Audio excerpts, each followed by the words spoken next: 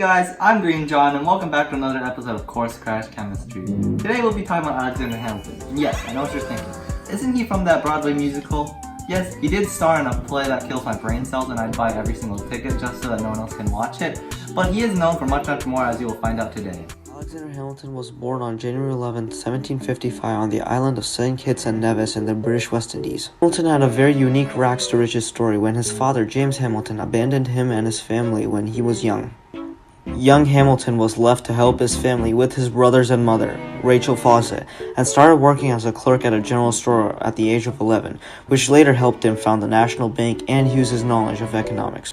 Hamilton worked continuously despite setbacks like the death of his mother to illness, and later attended the King's College, now known as Columbia University. He was also heavily involved in politics in aiding General Washington and writing the Federalist Papers with John Jay and James Madison.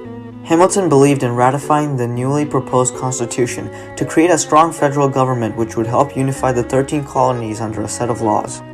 After George Washington was sworn in as the first president of the United States, he appointed Hamilton as the first Secretary of Treasury in 1789 and helped establish the National Bank. His contributions in helping persuade the New Yorkers to ratify the Constitution and helping found the National Bank and what would later become the U.S. Coastal Guard helped cement his name as one of the founding fathers of the United States.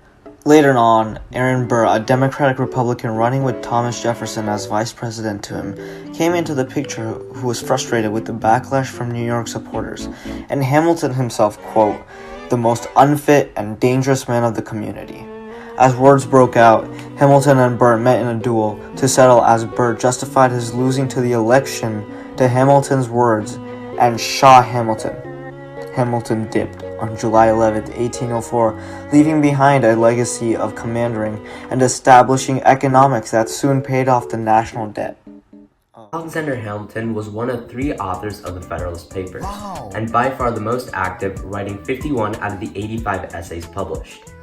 The Federalist Papers helped persuade the 13 colonies to ratify the Constitution, the founding document of the U.S. Alexander Hamilton, a prominent Federalist, pushed for a large peacetime army and a strong national government.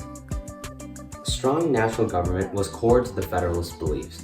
Hamilton believed that a strong national government was necessary to keep the states together and to stop interstate commerce wars.